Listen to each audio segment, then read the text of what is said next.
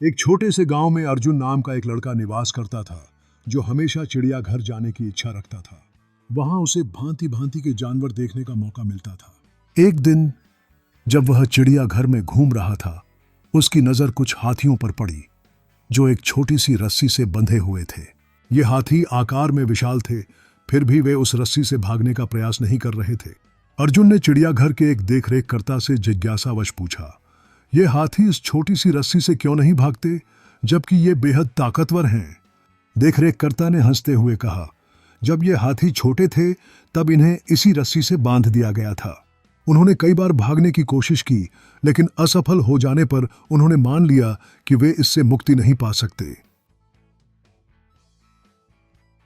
अब जब ये बड़े हो गए हैं, तब भी उनका यह मानना है कि वे रस्सी नहीं तोड़ सकते।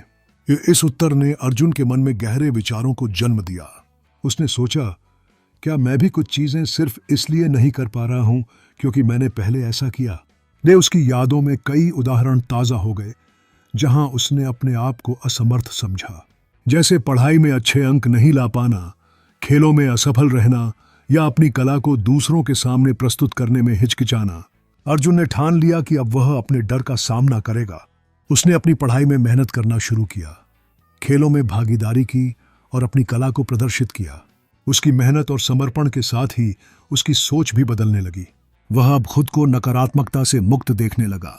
कुछ महीनों बाद उसने यह महसूस किया कि उसे अच्छे अंक मिल रहे हैं, खेलों में जीत हासिल हो रही है और लोग उसकी कला की सराहना कर रहे हैं।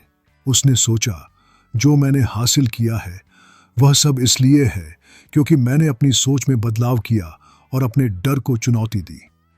यह कहानी हमें एक महत्वपूर्ण पाठ पढ़ाती है। कभी कभी हम अपने अतीत के अनुभवों के बंधनों में रहते हैं, जो हमारी प्रगति को रोकते हैं। अगर हम अपने डर और सीमाओं को छोड़ दें तो हम जीवन में असाधारण चीजें कर सकते हैं। हमारी सोच में बदलाव ही सफलता की कुंजी है।